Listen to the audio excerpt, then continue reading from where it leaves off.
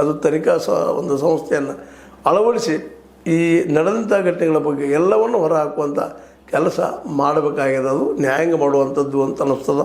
ಕೋರ್ಟಿಗೆ ಮೋಸ್ಟ್ಲಿ ಹೋಗ್ತಾರೆ, ಎಲ್ಲರೂ ಹೋಗೋ ತಯಾರಿಯೊಳಗಿದ್ದಾರೆ.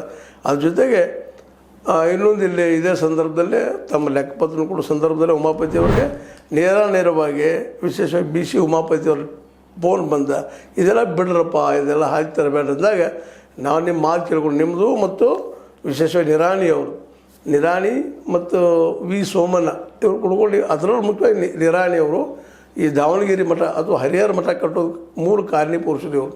ಯಾಕಂತಂದ್ರೆ ಈ ಹಿಂದಿದ್ದಂಥ ಒಂದು ನಮ್ಮ ಈಗ ಯತ್ನಾಳ್ ಬೆನ್ನ ಹತ್ತಿದಂಥ ವಚನಾನಂದ ಇವರಾದ್ರೆ, ಇನ್ನೊಂದು ಅಲ್ಲೇ ನಮ್ಮ ಶ್ರೀ ಬಸವ ಮೃತ್ಯುಂಜಯ ಸ್ವಾಮೀಜಿ ಒಂದು ಮಠ ಕೂಡಲ ಸಂಗಮದ ಎದುರಾಗಿ ಇದನ್ನು ಕಟ್ಟಿದಂಥದ್ದು. ಅದೇನೋ ಒಂದು ಮಾಡಲಿಕ್ಕೆ ಹೋಗಿ ಮತ್ತೊಂದು ದಿನ ಆಯ್ತಂತ. ಒಟ್ಟಿನಲ್ಲೇ ಪಂಚಮಸಾಲಿ ಪೀಠಗಳು 1 ದಿನ 2 3 ಇದ್ದಾವೆ ಕಾಣ್ತದೆ. ಆ 3 ಈ ಕಾಟಗಳು ಜೋರಾಗ್ತಾ ಇದ್ದಾವೆ.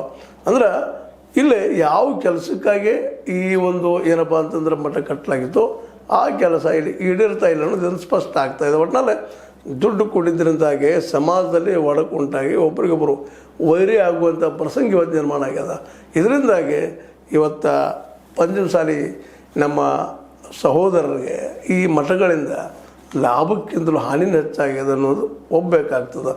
ಯಾವ ಜನಾಂಗದ ಅಲ್ಲಿಯ ಹಿಂದುಳಿದ ಜನರಿಗೆ ಒಂದಿಷ್ಟು ಮೀಸಲಾತಿಯನ್ನು ಮತ್ತೊಂದು ಇಸು ಕೊಡಬೇಕಂತ ಹೋರಾಟ ಶುರುವಾಯಿತು ಈ ಪಂಚಮಸಾಲಿ ಪೀಠಗಳಿಂದ. ಅದೆಲ್ಲೋ ಮೂಲಿಗೆ ಸೇರಿದಂಗೆ ಆಗಿ ಹೋಗ್ಬಿಡ್ತು. ಈಗಾಗಲೇ ಆ ಹೋರಾಟನೂ ಬದಿಗೆ ಸರಿದದ. ಮೃತ್ಯುಂಜಯ ಸ್ವಾಮೀಜಿಯವರು ಸಹಿತ ಅವ್ರ ಮೇಲೂ ಆರೋಪ ಪ್ರತ್ಯಾರೋಪ